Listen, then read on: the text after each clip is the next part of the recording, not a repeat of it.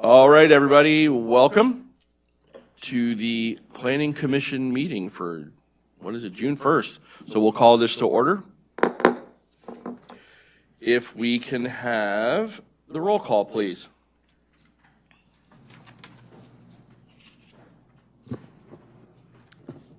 Chairman Wyckoff, Present. Commissioner Cloud, Present. Commissioner Holloway, Commissioner Noble, Here. Commissioner Connolly, Here. Commissioner Marr, Here.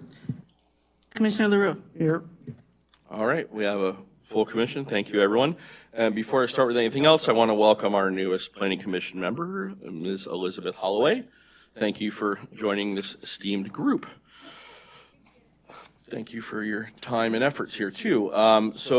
First up, we have time for public comment.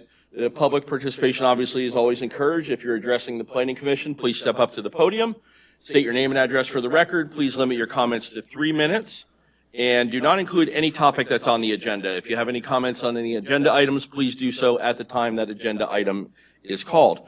And then for any quasi-judicial hearings that might be on the agenda, an affected person may become a party to this proceeding, can be entitled to present evidence at the hearing, including sworn testimony of witnesses and relevant exhibits and other documentary evidence, and to cross-examine all witnesses by filing a notice of intent to be a party with the Community Development Director, not less 5 days prior to the hearing. Do you want to do yours? Okay, perfect. Oh, so first up is approval of minutes. I was getting ahead of myself there, sorry. Do we have any public comment on any general items, first of all? Okay, seeing none, I'll ask for a motion to approve the May 2026 minutes that were handed to you, or sent out to you.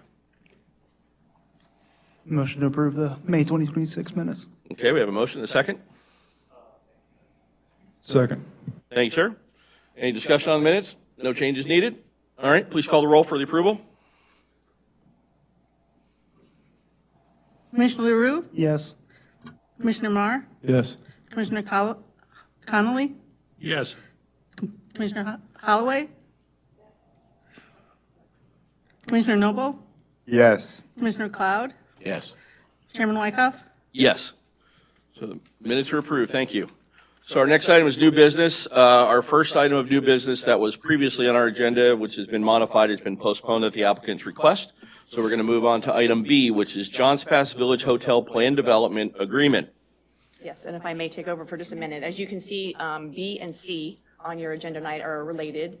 And I think collectively it's been determined from the applicant's perspective and the staff's perspective that the presentation will kind of be one presentation. It's important for you guys to understand that your vote on the development agreement is not the same as your vote on the rezoning. You need to make sure it's clear when we're doing that, and I'll help make sure of that.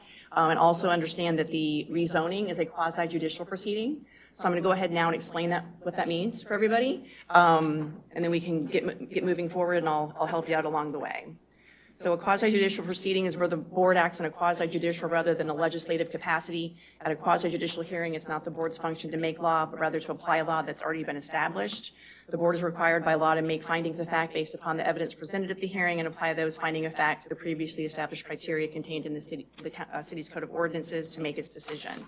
If competent substantial evidence at the hearing demonstrates the applicant's met the criteria, then by law you are required to find in favor for the applicant, or in this case make a recommendation of finding in favor of the applicant. By the same token, if the evidence does not demonstrate that they've met the criteria necessary, then the board's required to recommend denial. You also have the option of recommending approval with some conditions or changes to go to the next step. I will now ask if any of the board members have had any ex parte communications regarding this application with the applicant. Seeing none, I'll ask if any member of the board has a conflict of interest with this application. All right, seeing none, we need to swear in the witnesses for the quasi-judicial portion, realizing it's the same for the non-quasi-judicial also. So whoever's going to give testimony or speak, can you stand up and raise your right hand? Swear to tell the truth, the whole truth, and nothing but the truth. All right, thank you. I will now turn it back over to our chair, and you guys can move forward. Okay, thank you very much for that. We have the city's presentation. The applicant gets to go first. I'm sorry. That's okay. Thank you. Applicant, please.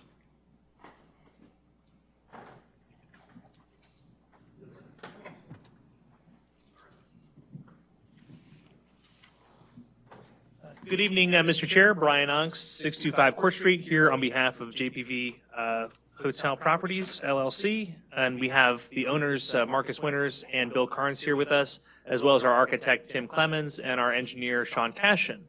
This project has been very thoughtfully and deliberately developed, conceived, and designed collaboratively with the city and with the community over the course of many years.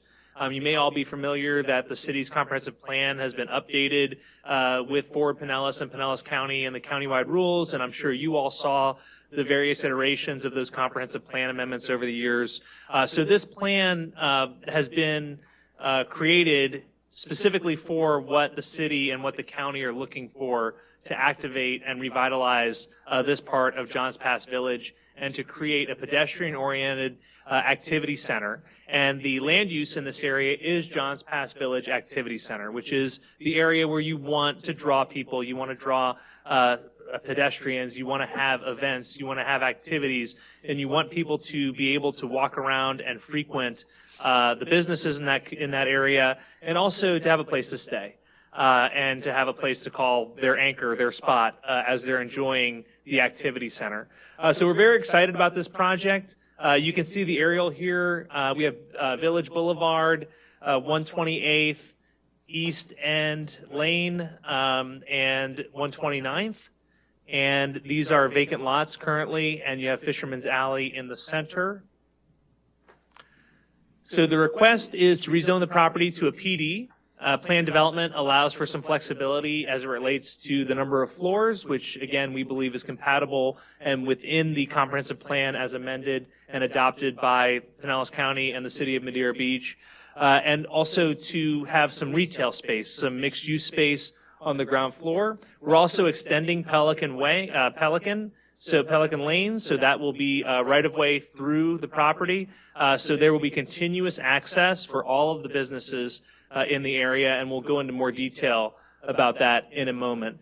We have 87 units in the hotel, to include a cafe and a restaurant and a very small event space. And then we have a parking garage with 267 spaces, 7,550 square feet of retail, 3,350 square feet of restaurant uses. So what is this application providing to the community?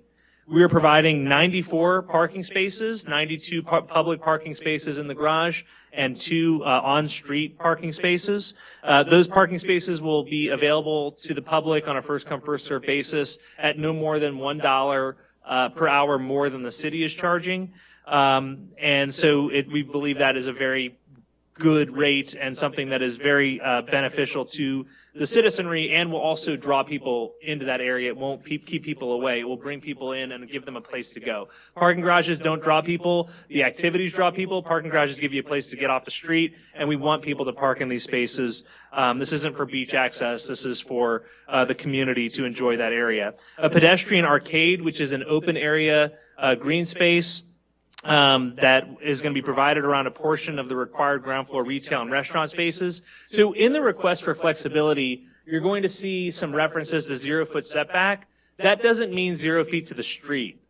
We're providing 10-foot wide sidewalks, and we're also providing much, much broader areas in the plan for public access for this pedestrian arcade. So I don't want that technicality that it's 0 foot to the sidewalk to be misconstrued as 0 foot to the street. It's actually a very pedestrian oriented and much wider sidewalks and pedestrian access spaces than are required, which is why I described it as a pedestrian oriented development for the activity center.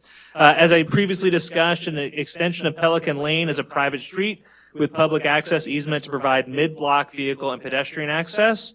Green space with restrooms. This is an image of the green space. This will function like a park. This will be a place for people to congregate. It will also, I think, alleviate the need to shut down a portion of Boardwalk for special events. This will be able to accommodate the special events and to leave more of the right-of-way open for ingress, egress for traffic. And again, our expert witnesses will get into a little more detail on that in a second. And again, those public restrooms are also being provided.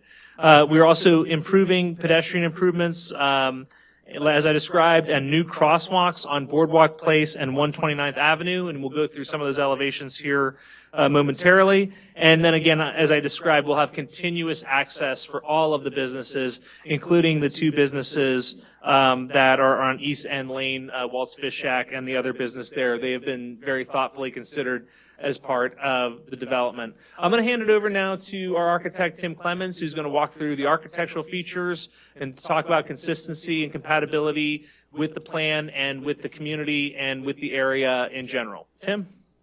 Thank you, Brian.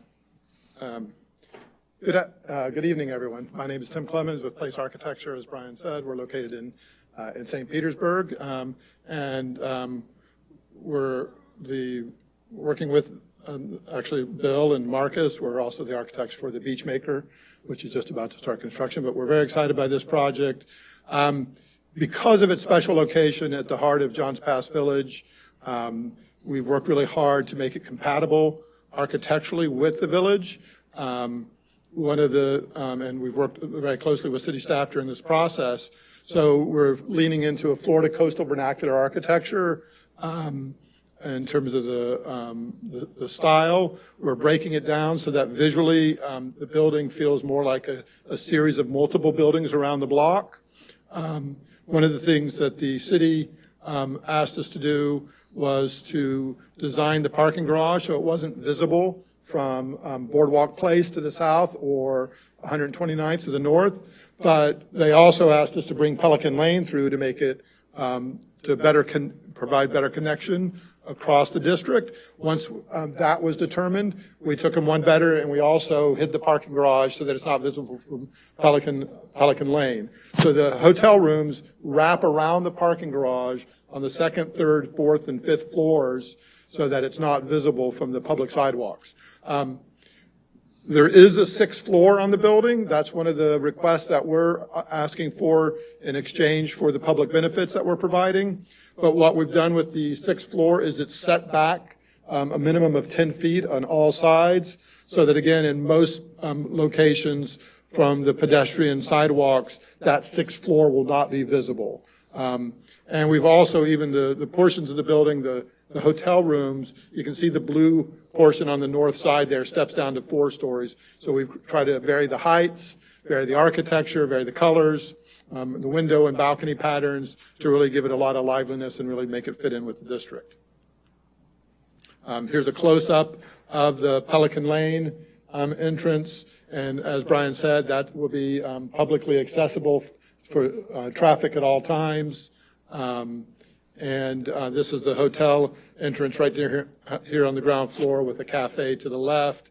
And then in the background, the pink building you're seeing on Boardwalk Place, a proposed restaurant there. This is the public park. Again, it is about 8,000 square feet. It takes up 2 of the development lots. What we're proposing is a lawn in the middle with, to the right, you're seeing the edge of a building that is where there's currently dumpsters serving the restaurants on Boardwalk. Those dumpsters are just out in the open. We're building a dumpster enclosure. To the left is sort of a twin-looking building. That's right on Boardwalk Place. Those are public restrooms, so those will be publicly accessible restrooms for the district. And then in the middle, it's kind of an informal pavilion that can double as an event stage during special events. Again, just a couple of other views of the retail space. And this highlights, in addition to the street, that Pelican Lane street, there's also a minimum 10-foot wide, it actually varies from 10 to 13 feet, covered pedestrian walkway from north to south across from, again, 129th to Boardwalk. As was mentioned earlier, the 0 setbacks are right at the edge of the sidewalk. There's actually approximately 15 feet between the edge of the building and the street curb. So we're required to have a minimum of 10-foot wide sidewalks. We actually meet or exceed that requirement. And we're, also would like to get a little bit of landscaping in there.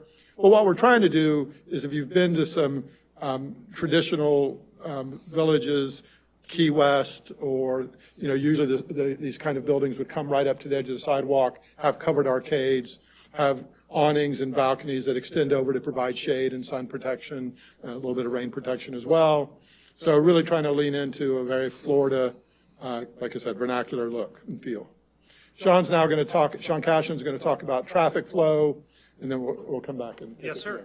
Yeah, and actually, we're going to go to this slide first, and because we did have a work session with City Commission, we did get some feedback from City Commission, and there was a public comment during that work session last week concerning utility replacement and easements and moving utilities and things like that. So I did want to have Mr. Cashin address the plan for construction, for making sure that we don't have any disruption for the local businesses there. In terms of the utilities will be continuous. They will not lose power or water or anything like that. But I'll have Mr. Cashin explain that, and then we'll go back to this slide, which shows the traffic flow even for special events and how we'll continue to have continuous ingress egress for traffic so that none of those businesses are cut off from traffic. Sean? Good evening, Sean Cashin. I'm the civil engineer working on the project. Our home office is in Largo. So the plan you're looking at now is the site plan, and it's hard to discern from the plan, but there are existing gravity sewer and water facilities around the entire site within 129th to the north and Boardwalk to the south, as well as Village Boulevard to the west and East End Lane. As well as through Fisherman's Alley. So what is highlighted in red right there is the portion of Fisherman's Alley proposed to be vacated. So there are existing gravity sewer and water, and all the water and sewer out there are public utilities owned and operated by Pinellas County. So the water and sewer facilities within Fisherman Alley, that portion proposed to be vacated, are going to be removed. We are proposing a sewer extension from the west end of Fisherman's Alley to 129th. It's kind of hard to see there on the plan. There's also a corresponding water main connection next to that sewer and another water main extension from East End Lane down to a terminal end of an existing Pinellas County water main on Boardwalk Place East. So this water sewer facilities removal plan, as well as extensions, we have sent this to Pinellas County, and they have conceptually approved the relocation plan. And of course, when we submit construction plans, there will be more detail on that plan. And the other thing I wanted to mention there on that other plan, you can see it on this plan as well. Well, either plan. There should not be any disruption of water and sewer or power for any of the residents as part of our removal and relocation plan. And that goes for the folks that sit there, Walt's Fish Shack, and the people that are on the east end. If there are any disruptions, they will be short-lived. So I just wanted to say that. Here you see on this plan, this shows the both existing and proposed vehicle directional movements. You'll see 129th Avenue is two-way going east and west. You have Village Boulevard, which is two-way going north and south. Boardwalk Place East is one-way east. The same with Fisherman's Alley, one-way east. Pelican Lane, that is the extension of Pelican Lane into the property. And folks driving can continue south to Boardwalk Place, or they can make a left-hand turn and go through the garage access, which can lead them out to Fisherman's Alley or 129th Avenue.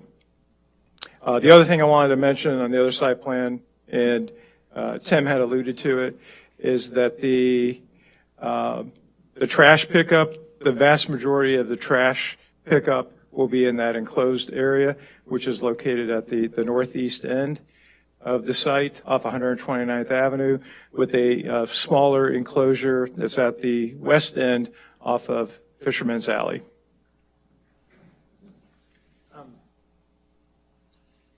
And one of the advantages of putting the trash and loading there at the northeast corner of the property, those trucks, the service and delivery trucks, but also the sanitation vehicles will not have to come down onto Boardwalk Place or the East End, where it's a little bit more congested and the right-of-ways are narrower.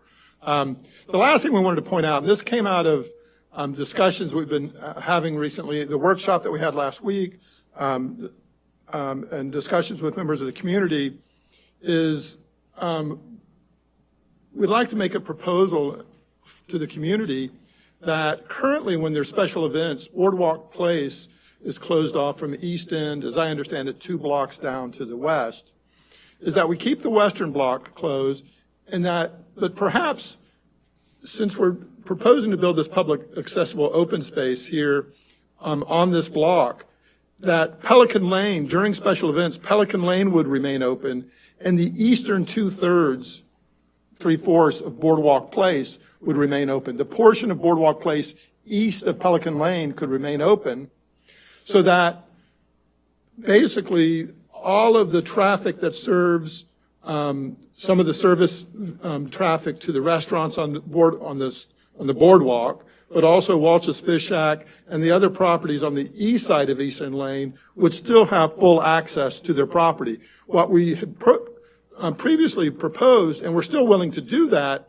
is to provide those properties access through the parking garage. But we think if the community would consider keeping Pelican Lane open and keeping the eastern portion of Boardwalk Place, and I'll point out that Boardwalk Place from Pelican Lane to East End Lane is a 30-foot wide right-of-way. It's about 260 feet long, which works out to about 8,000 square feet. As it turns out, and this is a coincidence, the publicly accessible open space is 8,000 square feet. The community would still have the same amount of open space available for tents and vendors and activities, but actually with the public restrooms, the green lawn, and the stage area, I think we'd actually have even a better type of activity space, but also maintain convenient access to those properties that would be perhaps just inconvenienced if Boardwalk Place was closed completely to East End Lane.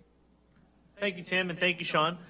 So we'll wrap up here. These are the specific requests in terms of the PD, the plan development zoning. So you have 3 items before you. The first one is the development agreement. The development agreement is what locks the developer into the site plan and the elevations, and also locks the developer into those obligations to provide the 94 public parking spaces, 92 in the garage, 2 on street, the pedestrian arcade, the 10-foot sidewalks, the extension of Pelican Lane to ensure continuous access to Boardwalk and to East End, the green space and park and restrooms, and also the crosswalks, the roadway improvements for the milling and resurfacing of Boardwalk Place. I don't think I mentioned that, but we're milling and resurfacing Boardwalk Place as well.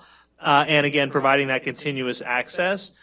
These are the considerations, and we believe they're consistent with the comprehensive plan. They're consistent with the activity center, the Johns Pass Village Activity Center, land use and the approvals from the countywide rules and from the city and from Pinellas County, and consistent with the prior recommendations and approvals of this board. So one of the things that I wanted to show is the vacation. So this is the vacation of Fisherman's Alley. It's a partial vacation. Of course, you can probably visualize now that you've seen multiple versions of the site plan that part of Fisherman's Alley is going to service that Pelican Lane extension that is not being vacated, but that portion in red that is being vacated. The developer is providing 4 parcels of approximately 16,000 square feet total for the public, and that's for the extension of Pelican Lane from 129th to Boardwalk Place, and for the development of that public open space, that 8,000 square feet, and public restrooms, which the developer is paying for, of course. And this is in exchange for vacating approximately 3,360 square feet of right-of-way. So that the difference is the developer is providing 16,000 square feet of property, and he's asking to be vacated 3,360 square feet. And that's to provide the unified site plan, as you can see there. So that concludes my presentation. I think we provided competent substantial evidence to support the staff's recommendation of approval of all three of your agenda items.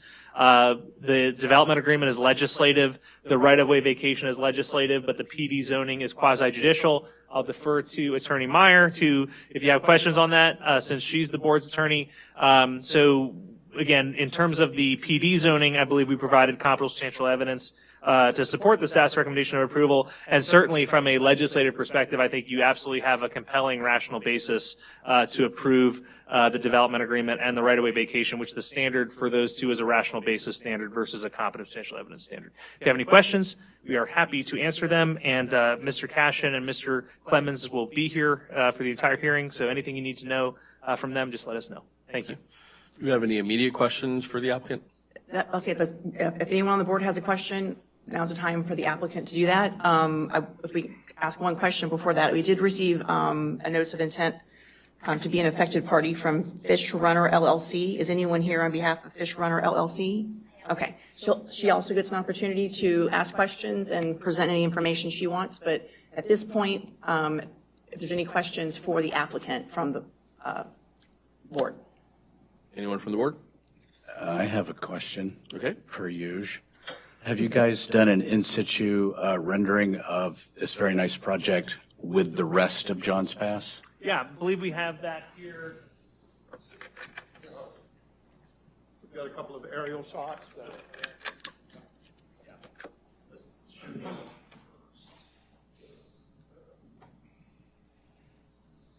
I do like the fact that who's the architect? Oh, this guy is, okay. It's a bunch of old white guys with gray hair. I couldn't tell which one was the architect. I do like the fact you broke up the building with sort of a coastal South Miami with Here's the different building. This is things. sort of from the beach looking east. So, these are the waterfront, the Gulf front condominiums, and then Gulf Boulevard, and then Gulf Boulevard, and then you can start to see Johns Pass Village here. So again, trying to pick up some of the colors and the architectural elements. And so that's, can you see the building here with the foreground? And then we've got about, well, some of these were in the presentation. And then we have another image from more from the south, from Johns Pass itself. So the building's more in the foreground. And then again, you can look towards and see some of the rest of the City staff the village. on the screen. Yeah. Yeah. Excuse me. We have it in the agenda packet also. Yeah, Thank you. they're in there. It was 385 pages. 386. Just look at the pretty pictures. That's all I do. I also have a question for the illustrious planners over there. What is the Madeira Beach's role in evaluating the architectural impact to Johns Village? If I can jump in, they are going to present to you in a moment. So if you can hold any questions for the staff, just jot them down. Excellent. All right. So if there's no more questions for the applicant, is there? I thought I saw a hand. Go ahead. So I have a few questions about the development agreement. Did I not, can you hear me? Yep. Is that- Now we got you. Okay. Sorry, I'm short. First time. I had a couple of questions about the development agreement. Just so I'm clear, it's a total of 18 years, potentially? Because you've got 3 years to start and then 15 years to finish? Is that right? I believe the way the development agreement is written is it terminates when the certificate of occupancy is obtained. So the purpose of the development agreement is to lock in the site-specific plan and to make sure it's built the way that you all are, if you approve it tonight, recommending for it to be built. And any changes, any substantial changes, that would have to come back to this board and to the city commission. Once it's built and once there's a certificate of occupancy, the development agreement terminates and goes away because it's been built the way it was supposed to be built. And so that's the term, that really is the worst case scenario. You know, it's going to get built much more quickly than 18 years, much more quickly. So the term is really as soon as we have a certificate of occupancy, in reality. So is it the intent of the applicant, if this is approved, to begin immediately? It is, yeah. Yeah. Okay. And then a couple of things. Just so I'm clear, I'd kind of gone over this and just looking at it and trying to think, okay, so there's going to be the open common space that initially had been said is going to be continuously open, but you'd also mentioned on special events the need to maybe have that area taken over for those vendors. So is the agreement going to be modified to include that? There's an easement, there's a public access easement over that space that we're providing as part of the development agreement. Okay. So it'll be open to the public, and if the city wants to have a special event there, the city can certainly do that. And I would imagine that would go through the city's special event permitting process. But there is an easement for public access that we're providing over that space. Okay. And then I've never heard it called a vacation of a right-of-way.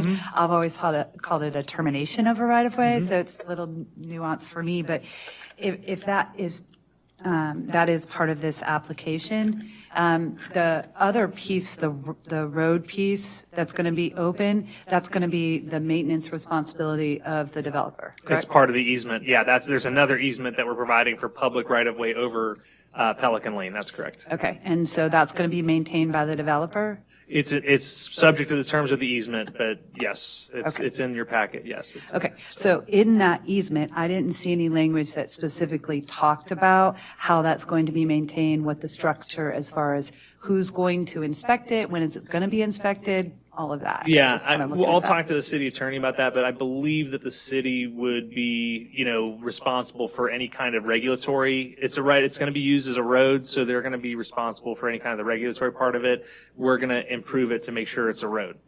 And we're dedicating it to the public use. So we're kind of giving the land for the public use, and then the city will be facilitating that public use pursuant to city code and traffic ordinances and things like that. I guess I was just wondering if it needed to be a part of the agreement itself. It is. It's part of the easement, yeah. But there's nothing in there that specifically talks about the maintenance of it. Okay, I'll address that with the city attorney. We'll look at it. Okay, Thank you. that's it.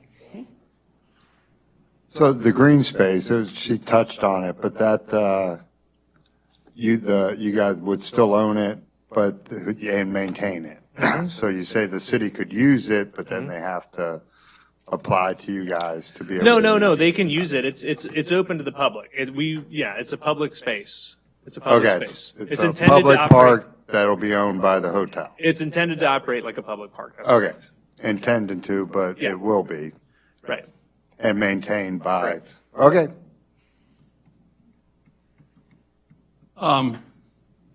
You did an outstanding job on this building. One thing that I would like to request, because we're taking Fisherman's Alley away, and you have the other road that's named up on top of the drive-through, Pelican Lane. Pelican Lane. If you could do the same application for Fisherman's Lane so we don't lose that old nostalgia of where it was. You see, there's going to be no markage, no signage there. So Fisherman's Alley will remain open from Village Boulevard to Pelican Lane. Right. So there's But about right, 100 foot okay, if you move your hand a little to the, no, stay right there. Right there on the building, Yeah. right there. 8-10 feet off the Oh, ground. how the signage was on that. Some kind Yeah, of but sign- the main entrance of the old Fisherman's Alley was right not on Pelican Lane. there. So Right. I'm just trying to The signage put the sign Yeah. there. on the Just, street level. no, up high, just like you have the one on Pelican Lane. I see.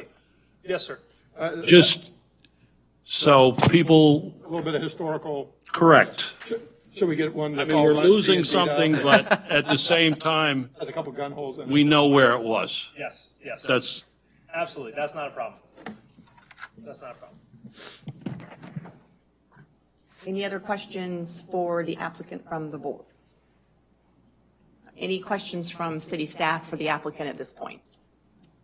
Okay. Any questions from the representative for Fish Runner LLC for the applicant?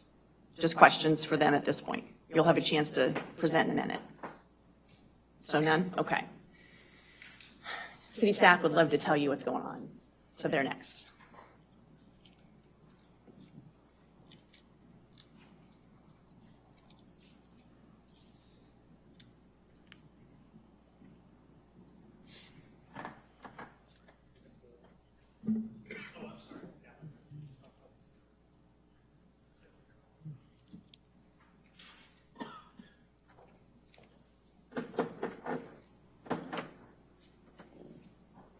Good evening. I'm Catherine Yonkin, a senior planner here with the city. Also here is Marcy Forbes, our director, and Andrew Morris, our long-range planner.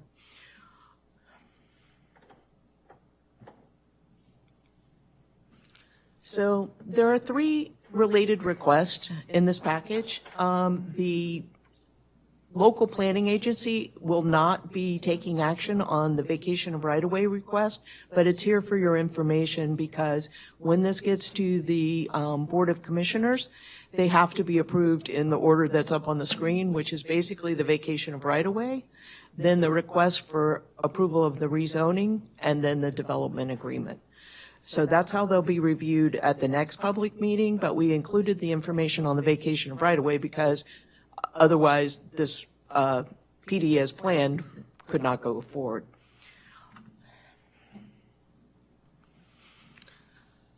This is the second meeting that we've had on this. The next meeting will be before the Board of Commissioners for first reading on June 10th, and then going on to second reading and public hearing on July the 8th.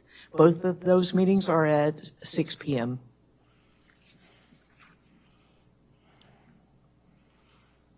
As the applicant noted, you've seen where the location of this project is between 129th Avenue and Boardwalk Place, between Village and East End Lane. And you'll see the parcels are outlined in red. The vacation of right-of-way is proposed for a portion of Fisherman's Lane, basically adjacent to the applicant-owned property.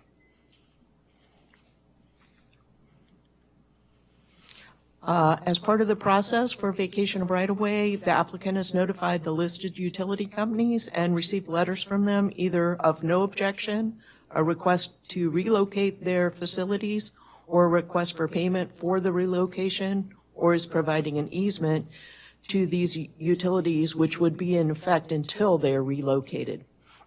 In the case of these private easements to be provided, they're of a temporary nature and would then be released once the utilities are removed and the utility companies are satisfied.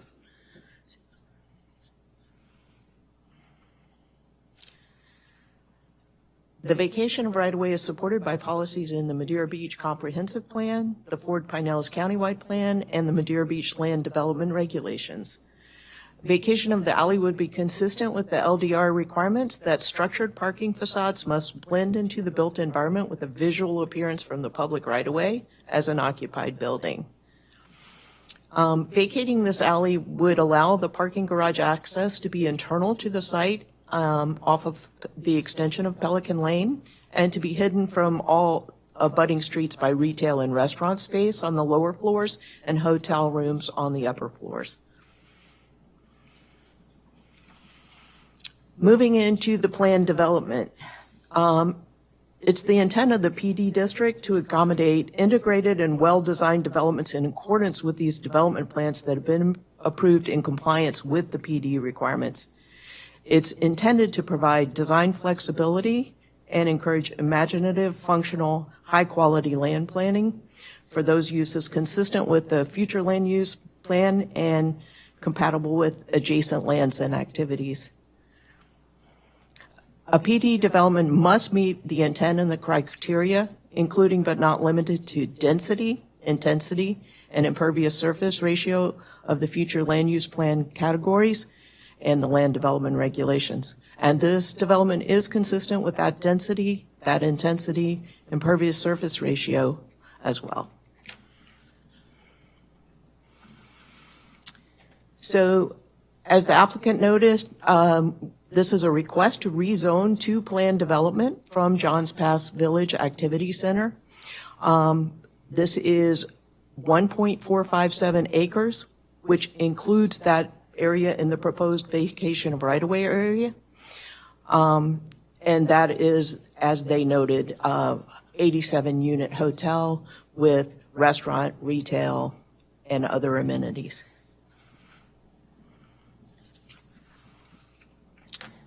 So the city code provides increased flexibility in setbacks, stepbacks, and height when rezoning to planned development if the design of the development includes voluntary provisions for civic or community enhancements such as ground floor retail, expanded setbacks, enhanced landscaping, and other sustainable features and other design enhancements furthering the policies and strategies of the comp plan.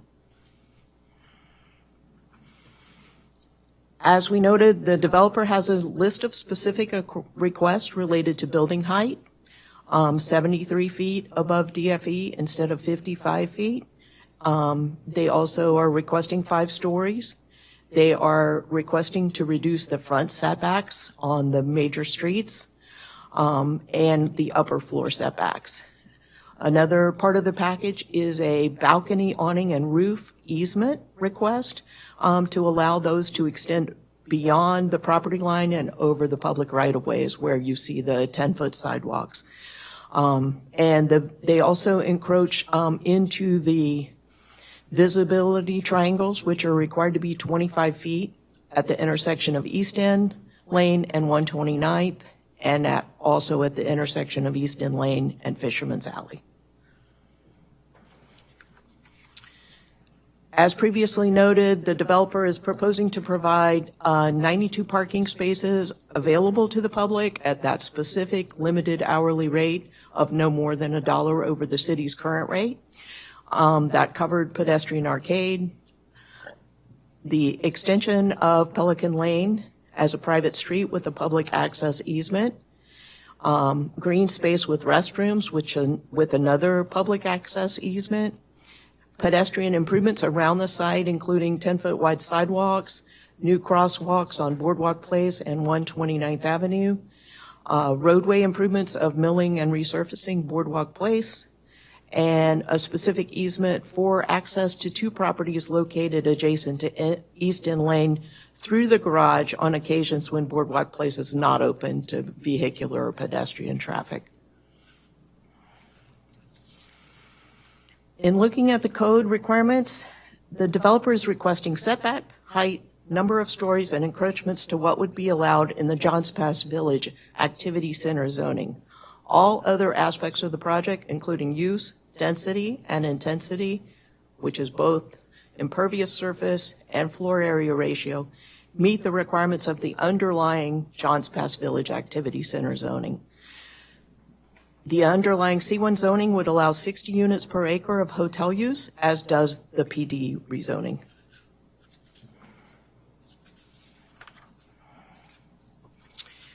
When rezoning to planned development,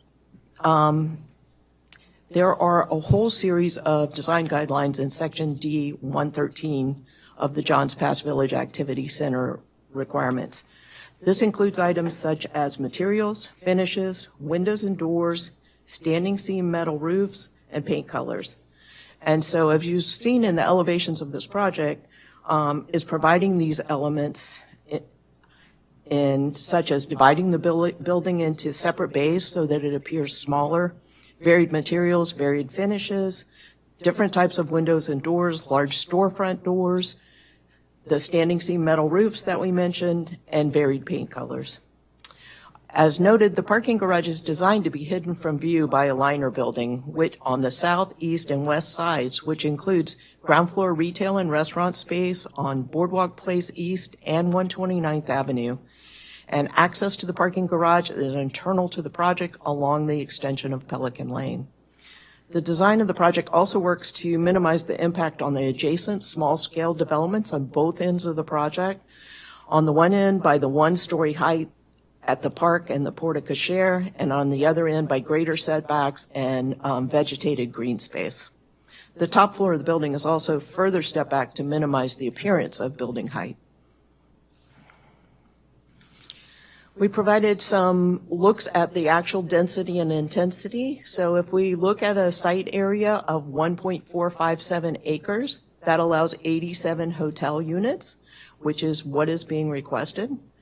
The floor area ratio is what's called all-inclusive floor area, so this is everything in the building, and that is at 2.0 FAR, which is the underlying density or intensity in the land development regulations. Allows 126,968 square feet, and that is what is proposed. And the impervious surface area is proposed to be at 84.6%, 85% is allowed. Another question is, what kind of parking are we looking at? And I know this is probably hard to read at this scale. It is in the package, but it details the number of spaces needed for the hotel units, whether it's 2 bedrooms or 3 bedrooms have a higher parking ratio. Then the retail, the restaurant space, the event space, the pool deck. And so in Johns Pass Village Activity Center, in order to encourage development, there is a portion of the code that says you can reduce your required parking by 50% overall. So the project is proposing to provide 175 spaces for the hotel uses, 92 spaces available to the public on a first come, first serve for a total of 267 spaces.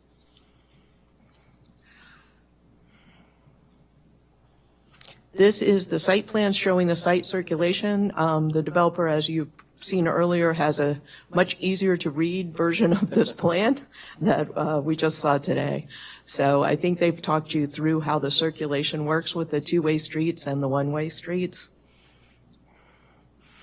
These are some images of the hotel, which I believe you've seen as well. This is the entrance on the northwest corner on 129th Avenue with the porte cochere. And then the next image is from Boardwalk Place, looking back towards the hotel and seeing the park to your left. One of the questions was, how does it look in context? And this is kind of a roof view, looking at the project from an overhead point of view. This is the publicly accessible park space, showing the green space. This drawing, which is not possible to read at this scale, but is also in your packet, talks about all the different materials that are being used, so that you can see the variation of colors and finishes and materials and window and balcony types. So now we're moving on to the development agreement, and the development agreement really memorializes everything that we talk about in the PD. It is required when you rezone to PD, and it spells out the very specifics of everything that we're talking about. There are 2 easements for the general public to access the Pelican Lane extension and the park, which are included as part of the development agreement. And there is also the single easement for the 2, specific to the 2 property owners, allowing access through the garage at any time that it's needed. The development agreement has 92 parking spaces available to the general public. These are the financial impacts. The DA contains an estimate of impact fees in Exhibit H, which is the last page of the whole packet. That final determination of impact fees will be completed at the time of permitting, because that's when you actually know how many hotel rooms you have, how much square footage you have, et cetera. And the DA requires the developer to file an application for a building permit within 3 years from the commencement date of the agreement. We talked about that briefly earlier. And the development agreement has a 15-year run from the date of commencement.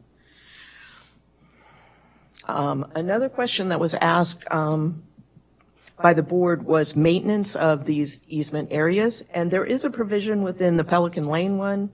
Item number 5 talks about the grantor will maintain that road.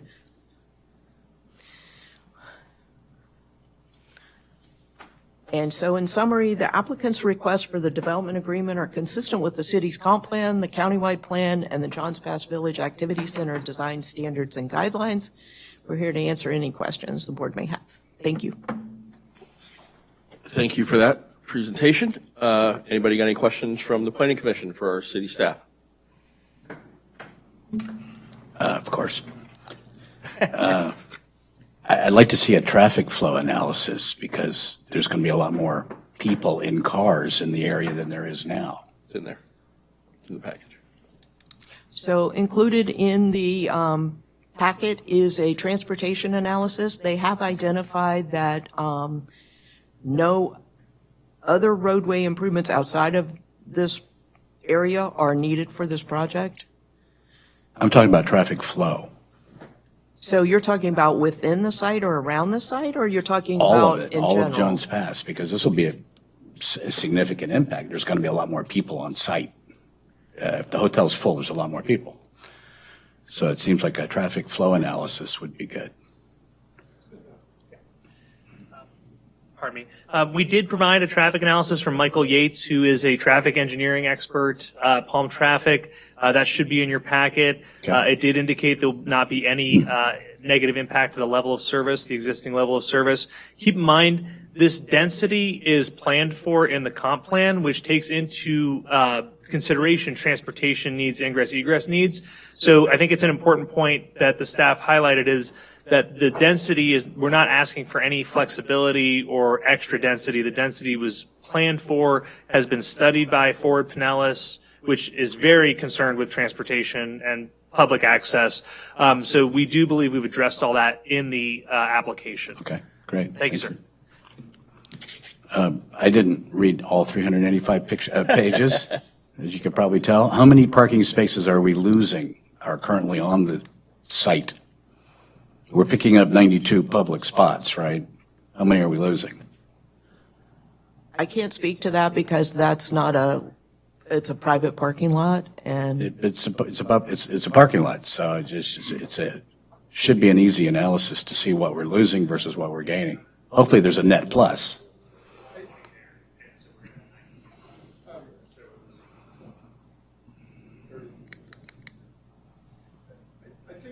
I'm sorry, I don't really have the number. yeah. I'm sorry, that's a very fair question, and we'll make sure we have that number for the next public hearing. I believe there's about 120 or 125 currently on that block, so we're bringing back 92 parking spaces, so that would indicate about a reduction of about 35 public spaces. Or, I mean, and those current spaces aren't really public spaces, although they're not mandatory to be reserved for the public. That's how they've been used.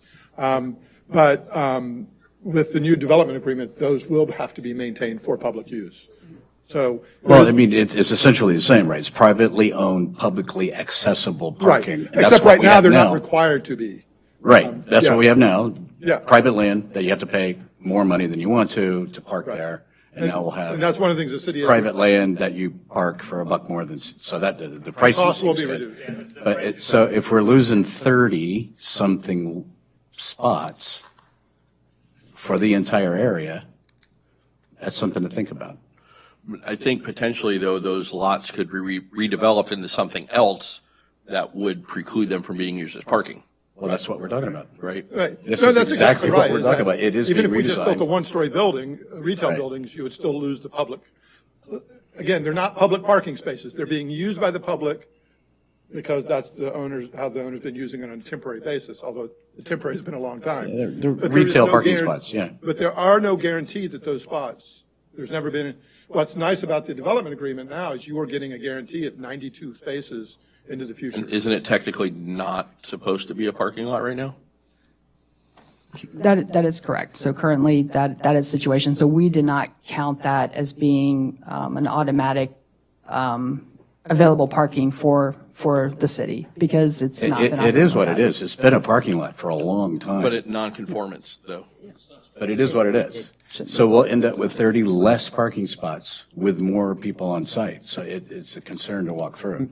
I mean, historically, it had other uses on it. It had some commercial structures. It had looked like some little apartments and motels. So, I mean, there were other uses before those buildings were demolished. And even still, there are at least like one or two structures left on it that are still like a commercial structure. It'd be demolished if this got, but that's what I mean, like it had other uses before it was the parking lot. But taking that into account, you still didn't have 92 spaces. So, Well, it's like Walt's Fish Shack is on one of the lots, and they have 0 parking spaces. So if you filled it up with all Waltz's, you would have no parking. No, they have, Walt has parking on the, Oh, they do? on East My End. Yeah, bad. there's about 6 or 8 spaces on East End. 11, thank you. I knew it was something. Okay, any other questions from the? Hold on, Bill. Yeah, this is us to the city right now. Any other questions for? I did. I think this was a one for the city. So Pelican Lane existing now up to where the new proposal is, that'll remain two-way? And then from 129th down is one-way? That's what I thought it That's said. correct, yeah. Just, I have one little question for you. I don't know if you want to call it procedural or, when I'm looking at the PD requirements that are in our code of ordinances, it says there's a time limitation. It's section 110-397, section D. It's on page 157 of our package. It says in our codes that construction is to commence within 24 months. But we have in our PD, our development agreement, 3 years. Is that an incongruency, or are we allowed to change that timetable based on a development agreement? I just want to make sure we don't run afoul of something as this progresses. What page of the packet? Page 157 in the package, item D. I'm not on that page anymore. Let me get to it. Hold on. Yeah, if you look at page 157, it's time limitation, section 110-397. Go down the page to D. I'm sorry, it's C, not D. Upon the effective date of an ordinance authorizing a PD district, construction shall commence within 24 months. Mr. Chair, may I address that? So this is a legal question. So I believe the code requires that in the PD zoning. As you probably know, the executive orders for Hurricane Helene and Milton are still in effect, and statutorily, executive orders extend all development orders and extend building permits if the applicant so invokes those statutory provisions. So it is entirely conceivable that that 24 months would be automatically extended if necessary. That's not to say that the developer is going to get to work ASAP. Like we've got everything moving to get permits. But it's not necessarily incongruent because your development agreement is a contract, and development agreements cannot be statutorily extended by executive orders. Only development orders can. So your PD is a development order. Your development agreement is not a development order. And so I think that's the difference, that the city probably put that in there to say, hey, even if you guys get extended by the governor for whatever, a past natural disaster or a future, God forbid, natural disaster, we're still going to keep to this 3 months, or this 3 years. I'm sorry, this 3 years. So I believe that's the answer to your question. But again, defer to Attorney Meyer on that. Ms. Meyer, you?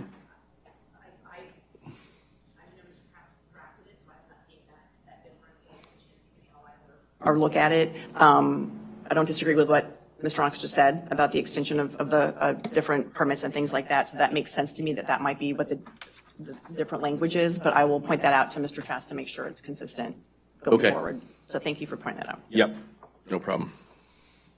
Okay, any more questions for city staff? Yes. I did. So procedurally, if we approve this today with written, and if it's not permissible, how does that work? You were making a recommendation only, if we right? So your recommend it. recommendation could be make sure that number's right. There's a couple other things that came up, the signage that you wanted to ask for that they seem to be amenable to. Those little things, when you If you choose to approve, you can add those conditions, and then that way it moves on to the commission, knowing those are other things you're asking for, so they'll be clarified. Got it. Great. All right, any other questions from the commission for city staff? If none? Yeah, Yes, I okay. just have a recommendation that we take a look at a street-level perspective of how this new architecture integrates with the rest of the architecture already there. The aerial shot doesn't do anything for that. And the elevation views that we see of the building look very nice, but they don't show it in perspective to the rest of the architecture. And so we spent a lot of time trying to preserve a certain look and feel of that, and it's impossible to do without really good perspective views of how it all ties together. There are some architectural elements that I really like, nice job, but they don't exist currently at the at Johns Pass. There's some Mediterranean gallery looks, which I really love, very kind of New Orleans-y. There's some South Beach look, and there's even some Mission stuff going on. Most of that doesn't exist down there. And it might be an improvement, but I think due diligence will be to see what that looks like all tied together. Okay, all right, any other questions or comments to city staff?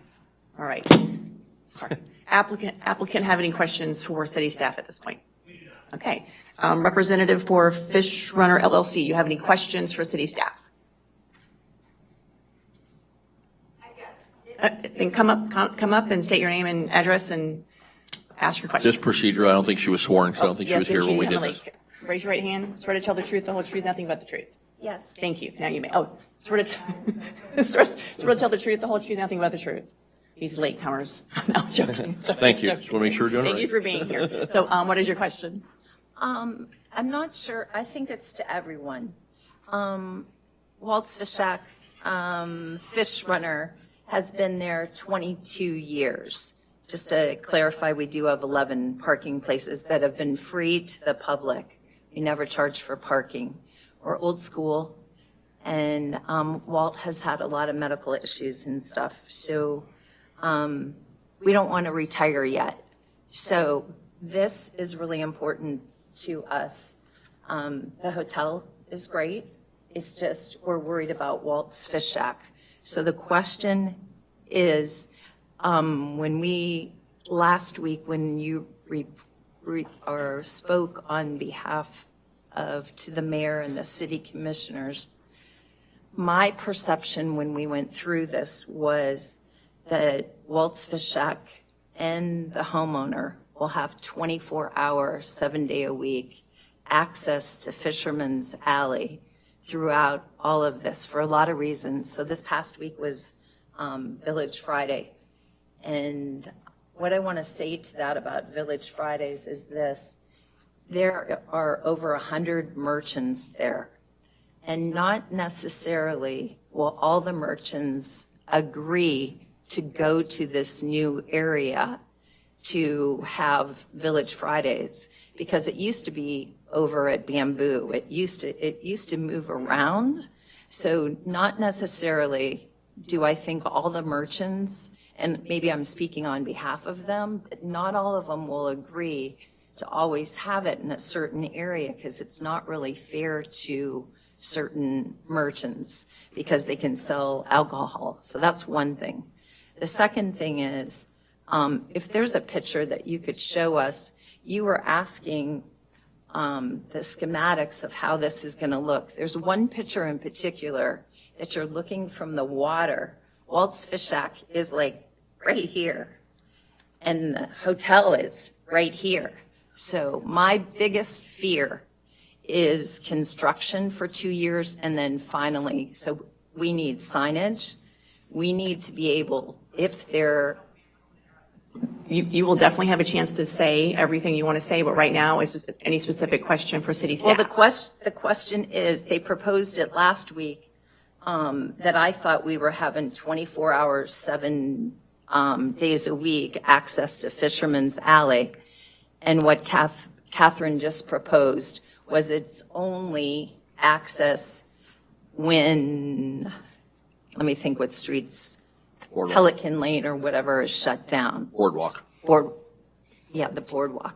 Does staff understand that question? I thought we talked about this, but just for clarification. Does staff understand the question that's being proposed? So the question is it available at all times? That's what we're requesting. The resident next to us and Walt's Fish Shack is for the future of whoever owns that property, those two properties, we want access. It doesn't matter which street is shut down. We want access because we actually object to closing Fisherman's Alley. So the reason we said okay, we really aren't saying okay, because it isn't okay, so that's the question, because we've been in a lot, Marcy has worked really hard, and Andrew, to make this work for Walt's Fish Shack and the homeowner. And so I just want a clarification, because that's not what was on the screen. I don't know if it makes sense to you guys. I think the net effect you're trying to get at is, will you have unfettered access coming from Pelican Lane across 129 through the portico, take a left on what used to be Fisherman's Alley to go through the parking garage to get to your property Yes, with no restriction? no restrictions. That sum it up? So in reading the agreement, I don't see a time limit on there.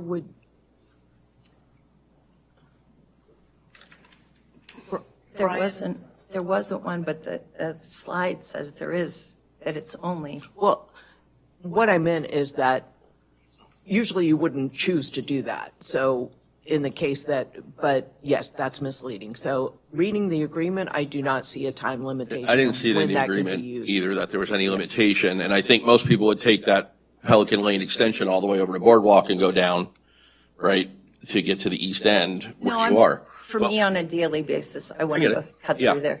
I didn't see it in the It's not agreement. actually the other people, it's me. Unless it's not there. Okay. All right, So- any other questions for city staff at this point? No. No? Okay. You might want to hang out nearby because it's your turn to speak in just a second, so don't go too far. Okay. I think I already asked this, but the applicant does not have any questions for city staff, right? Okay. Okay, so that it is time for the representative from Fish Runner LLC. You can come up and tell the planning commission whatever it is you'd like to convey to them, and then you can ask questions, and the applicant and city staff can also ask questions of what you share, but this is your chance to share what you want to share with them.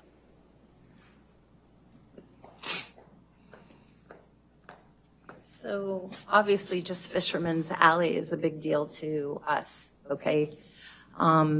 Just to let you know, we have 2 apartments there, and there's an actual street light. So when they, even though they're saying we're not going to be impacted, we're going to be impacted on everything. We're a little tiny place, and there's a street light for the apartments, and that is hooked up to everything on Fisherman's Alley. So I heard them say they're going to fix that before they shut that off. But realistically, we're going to have some issues through everything, whether it's Frontier for our phone system, because that's all linked on Fisherman's Alley. Safety concern is always a big thing, because I'm a nurse by trade, and my biggest fear is a fire on the boardwalk for somebody, or somebody choking and stuff. So I don't like the idea of Fisherman's Alley being closed. Because all the other developers never had the Fisherman's Alley closed. So that's what I have the issue about. I know they're saying they're going to extend it, but bottom line is deliveries, people that are lost in the village. I go 8 to 10 times a day when we're open, 5 days a week, and there's a lot of reasons you can't get through. So I'm speaking on behalf of the merchants too. This is going to take 2 years. There's no way around it because of hurricanes. There's always going to be delays. So parking has been an issue to begin with. Maybe the developers will think about this, but I'm suggesting maybe they might pay for a trolley to pay for off-site parking where the city owns that new property during this, because traffic is going to be crazy, and all the merchants in Johns Pass are going to lose business during this. It's going to shut people down. They're not, locals already don't come because parking is so expensive. So something to think about there. So thank you for your consideration for this. I'm not against the actual hotel. I just want to make sure there's signage for Walt's Fish Shack at all times. I want, the electric is going to be shut off because it's on Fisherman's Alley to connect it, the water, everything. So this is a big deal. It's going to be a big feather in their hat. It's going to cost, or it's going to be worth $100,000, $100,000. Each parcel's $10,000. I mean, the magnitude of this is huge. I think it's going to be really nice. We just don't want to impact Walt's Fish Shack. So think about it. Thank you. Thank you. Does anyone at the commission have any questions for her? Anybody here have commissioners have questions for the affected party? I guess I do. So it seems like you're worried about the activities during construction, right? Because once it's done, you No, understand what you're I'm getting. worried about the whole thing.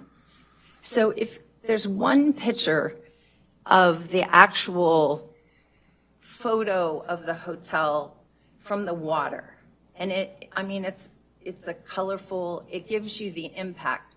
If you're by boat, Page 65.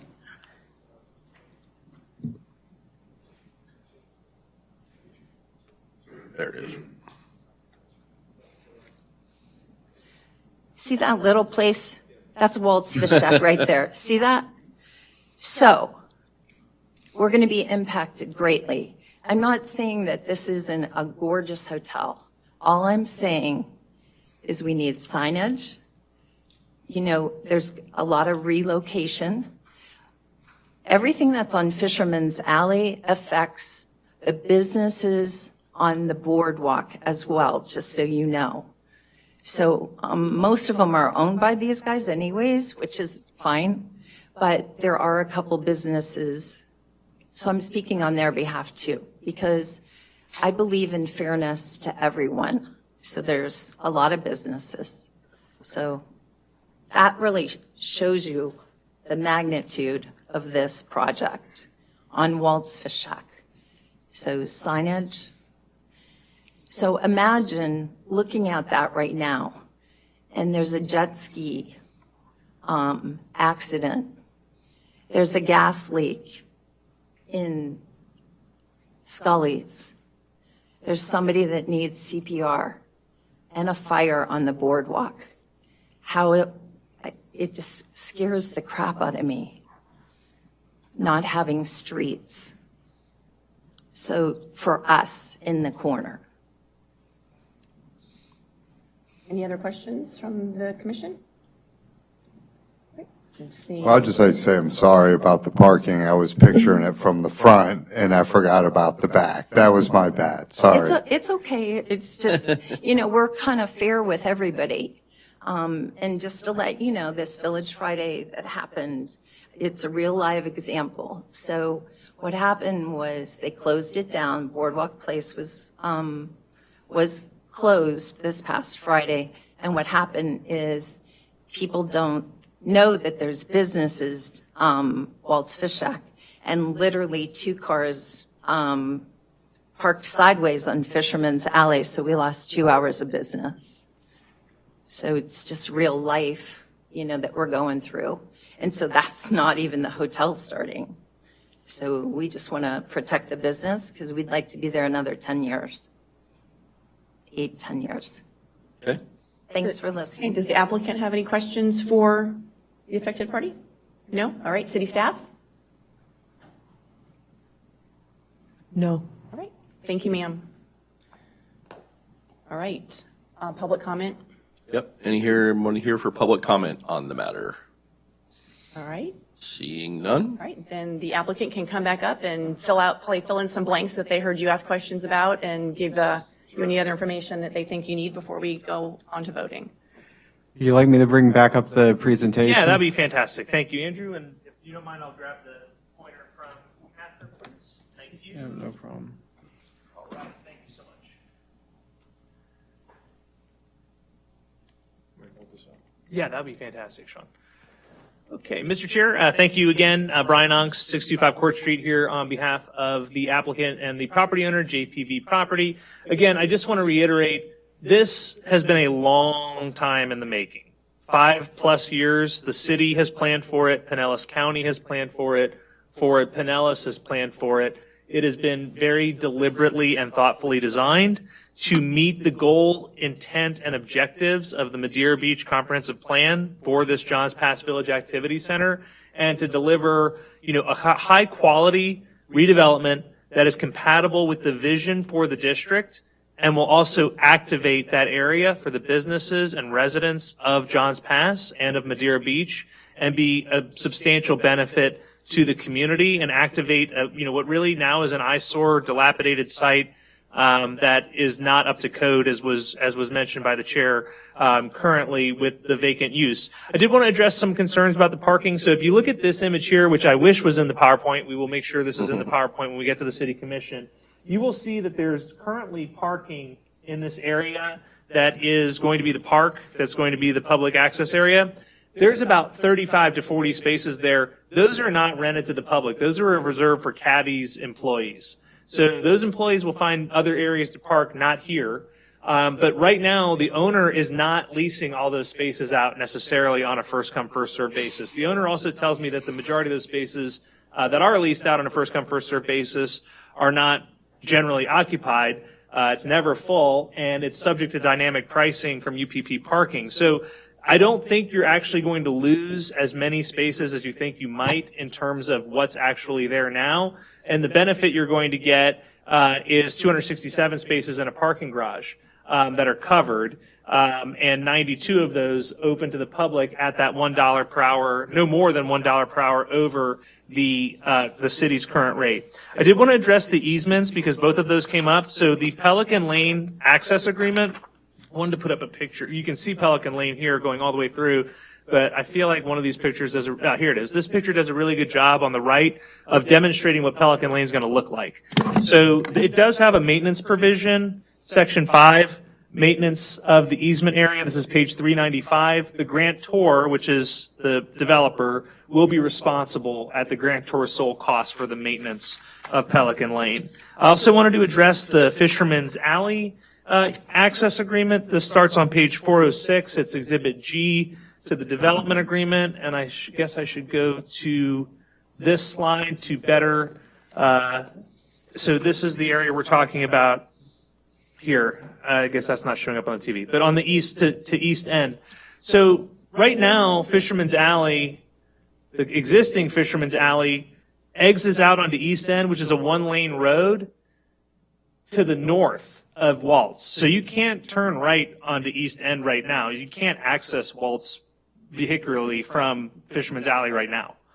And that's not changing. That's a one-way road, and Waltz is to the south. So this idea that Waltz is losing access from Fisherman's Alley, I think is, I understand the concern, but from a practical perspective, your car is not allowed to access Waltz from Fisherman's Alley right now. You'd have to go down Boardwalk Place through Pelican, which is why we're saying that should remain open, and we're supporting that, and that's why we're providing the public park area. But I did want to, again, just reiterate, this is on page 406, grant of easement for private access to extension of Pelican Lane, and this is the Fisherman's Alley garage access agreement. The grantor hereby declares and grants for the benefit and in favor of the parcel owners a perpetual, non-exclusive easement over, across, and upon the easement area for vehicular, pedestrian, bicycle use and access by the parcel owners and their invitees, commencing as described hereafter. So it does provide them with perpetual access. So I did want to address that as well.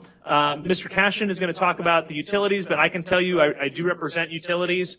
They have, right now, it's really fascinating. They have self-healing systems. So if Madeira Beach goes out, they grab power from Treasure Island and they reroute it to you. And those systems work. And that's why we have high levels of service for utilities in this area. They will absolutely ensure those utilities do not want disruption, because then those customers are going to say, I'm not paying for your service, right? And so what those utilities will do is, before there's any work to commence in that easement area that's being, that right-of-way area that's being vacated, they will ensure that there's duplication of those services that's already in place to be provided to the customer. That is a fact, and Mr. Cashin can describe that process with Pinellas County. Sean Cashin again.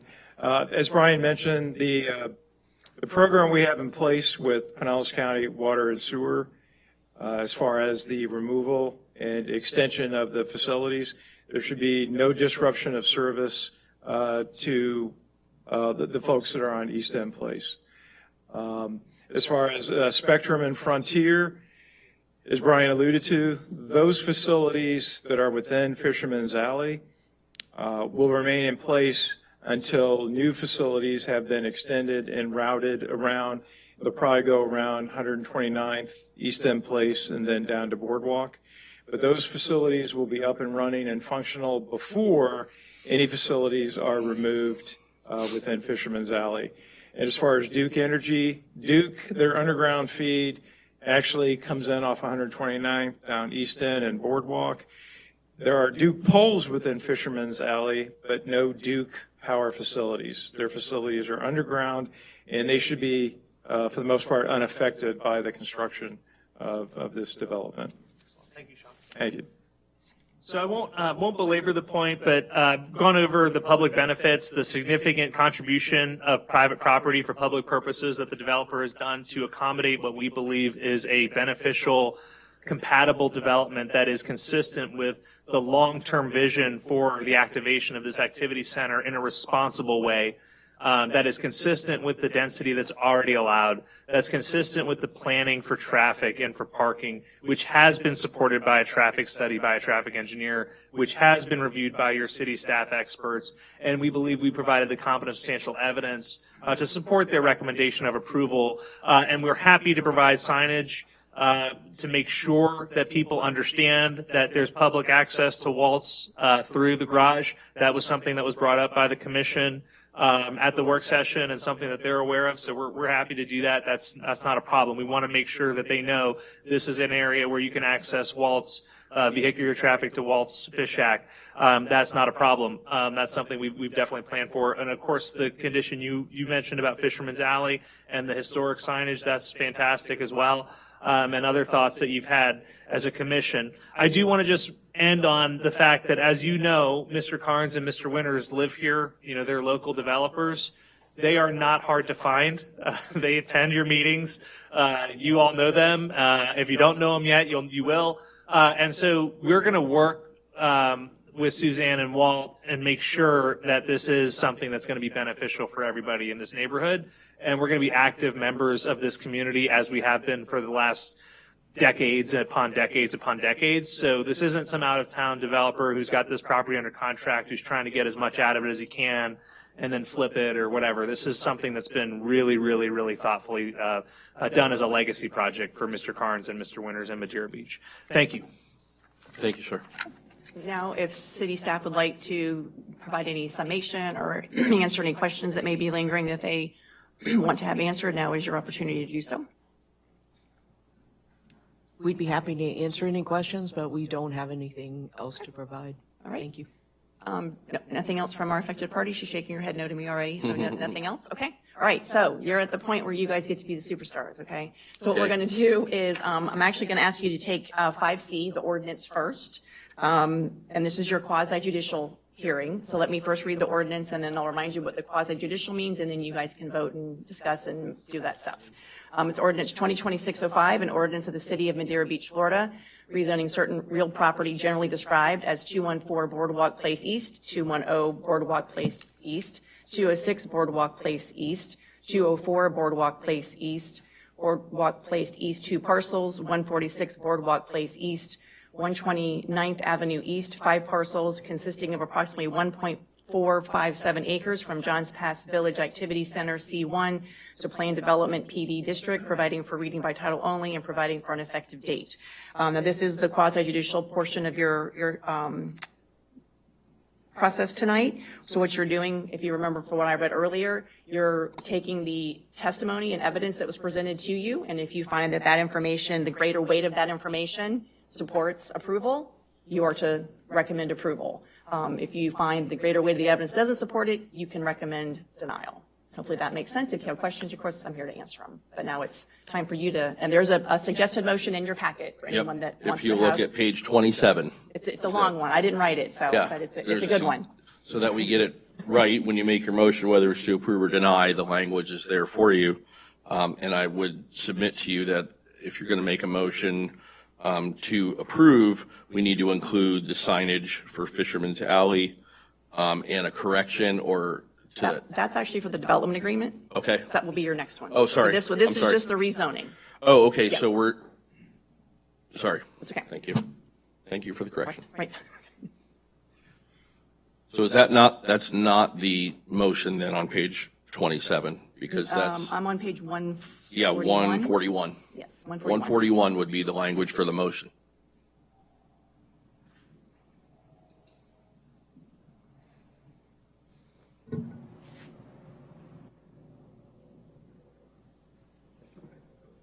We're free to discuss, I guess.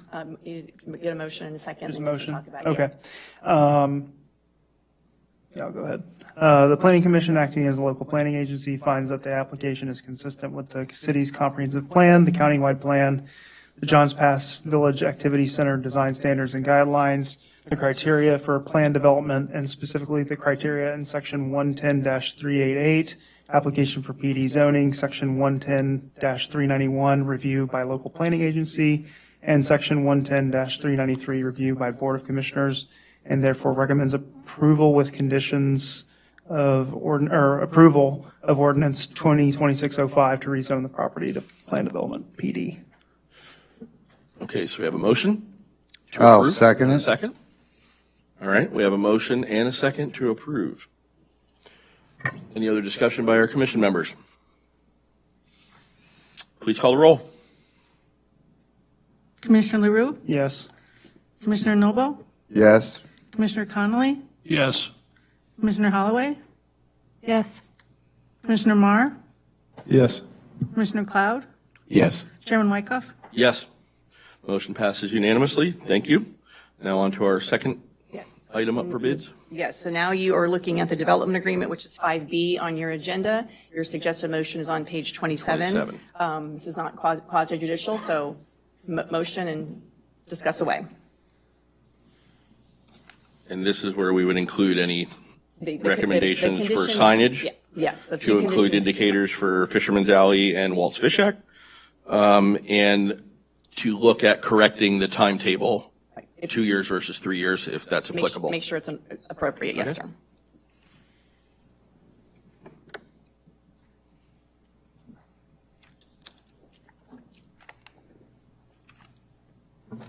I'd like to add the architectural impact and the parking impact as part of something I feel is missing. How do we do that? I don't know. So I mean, when we adopted the activity center for the zoning, we did include design standards and guidelines that both by right projects and plan developments would have to meet. I just want to, and we did go through each one of these to analyze to make sure it met it. And these design standards and guidelines were based on what the community and the Plan Commission and the Board of Commissioners wanted to see protected down there. So I just wanted to pull that back up, because it's, these staff reports are kind of long, so I might as well just go right to the thing. So we had to, when we got this in, we had to go through, and it also in the narrative from the applicant, they went also through it to explain how they met each one of these. And these were, design standards and guidelines were based on what we heard from the community and Planning Commission and Board of Commissioners on what they wanted protected down there. So I don't know what additional analysis would be needed, but that's what we looked at when we were reviewing this application. It seems as though, even though for the site itself, they followed all of the rules based on parking per square foot and the density of usage, but it still remains that there will be an impact to the entire center. It seems as though, although the count may be a bit vague, but the current number of publicly accessible parking lots, regardless of whether or not they're privately owned, will be changing, and that will affect the entire Johns Pass. This might help. And I hear what you're saying, that there's definitely, there's the project and the outside the project, and there's going to be effects on those outside of the project Correct. things. What you're looking at is based on the information provided to you, whether the development agreement is consistent with your code and land development code, comprehensive plan, all those things. What city staff has indicated is that it is consistent. You're mentioning some things that are things for them to think about, and I'm sure it's been discussed, but it's not part of what you're analyzing for the consistency with your code. Hopefully that helps. It does, but it does seem like it's a pathway to dropping the ball, quite frankly. but then And you- I've but you seen that can't- in other industries before. But we can't go outside what your parameters are, which is your land development code, city's comprehensive plan. So if what's being proposed meets the requirements in there, that's where we are. If those requirements need to change moving forward, that's exactly what one of your jobs is here, is to, bring those things up and talk to the commission about those things. So if you're saying, oh, there might be a hole in this, moving forward, we might need to address that.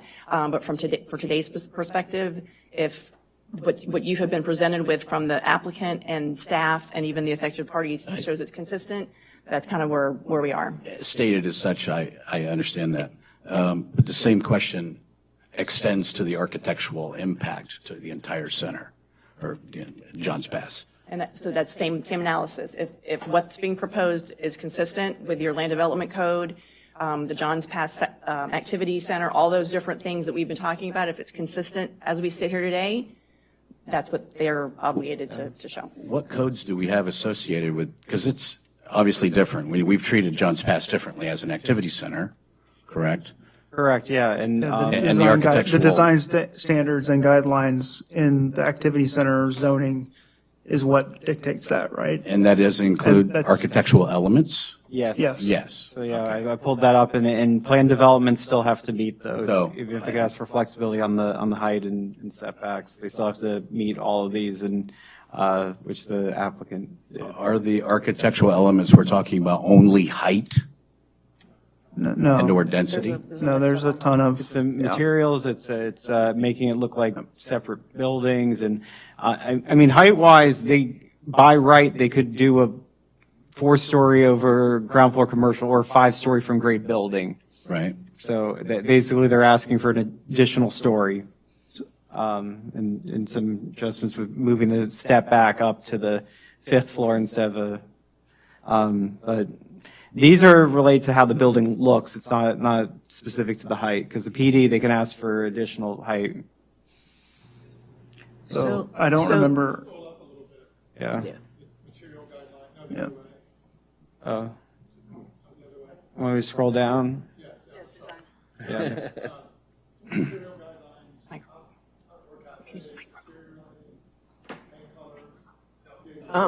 Sorry, you have to be on. I'm sorry, mic. can we put you on the microphone so everyone can hear you? I'm sorry.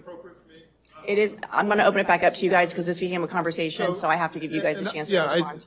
I acknowledge that I did not go detail through these design guidelines in my presentation on architectural. But wood siding may have an unfinished or painting appearance, synthetic siding, brick and stone should remain unfinished. So there's about 2 pages of these specific types of guidelines. You made good points about that not every element of this building is exactly consistent with everything that's in the village. That might be an improvement, actually. Well, and the village has been built over a long period of time. Right. And we've built in historic areas before, and it's always a tricky kind of thing because, again, the district was built over a period of time. Not every building existing is at the highest standards or necessarily at the highest standards. But when we get design guidelines for new buildings, what we've assumed is the community's had an extensive discussion, and that these are the things going forward that we think are most important to get incorporated into the new buildings. So they may not, again, match every existing building that's there, but going forward, these are the design criteria that we want to see applied for new projects.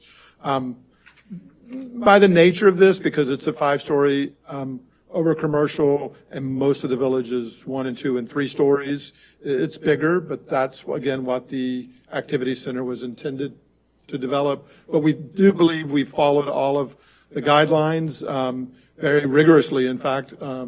And so again, we could spend more time talking about some of those exact details, but there's 2 pages of details in the activity center design guidelines that we followed and that were thoroughly reviewed by staff. Okay, great, thank you. Thank you. Any more? I was just going to make sure the applicant, since that kind of became a back and forth, is there anything else you wanted to add or question or anything? Ma'am, is there anything else you wanted to, about that conversation, to add to it? I just want to say Can you come up, just so it's everyone, it's okay. We just try to make it inconvenient for everybody. on behalf of the merchants, and I don't know if the study started, but the merchants have a fund to do a parking garage. They have enough money to do that. So there's a study that's supposed to be for the whole city of where the recommendations for more parking is. So that's currently being done, and maybe you guys aren't aware of it.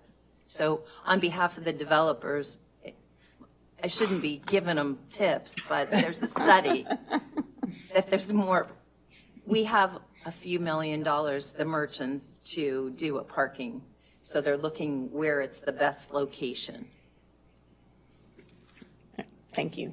Okay, so it's now back to, we need a motion and a second, and So the only thing I want to say real quick is we had, 3 different conditional elements, and some of it points to specific sections, right, in the agreement. So if we're going to make the motion, I feel like we need to kind of nail that and not just. Yeah, so. You know what I'm saying?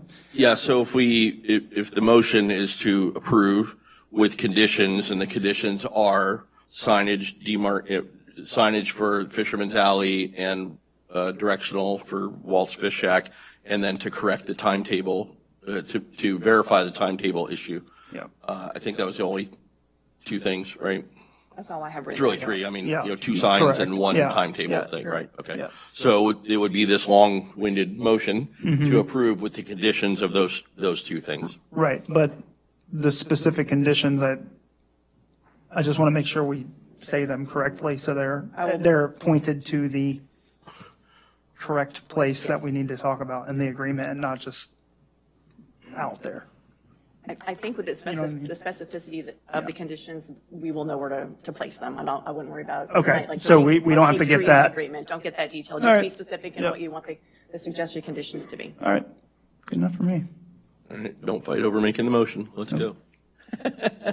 All right, I'll make a motion. There you go. Based on the provisions of the city code relating to the development agreements, find that the applicant's requests are consistent with the city's comprehensive plan, the countywide plan, and Johns Pass Village Activity Center design standards and guidelines, and the provisions for flexibility in the land development regulations, and therefore recommends approval of the development agreement to the Board of Commissioners, adding additional signage for Walt's Fish Shack with access through Fisherman's Alley parking garage so they can access their back parking lot.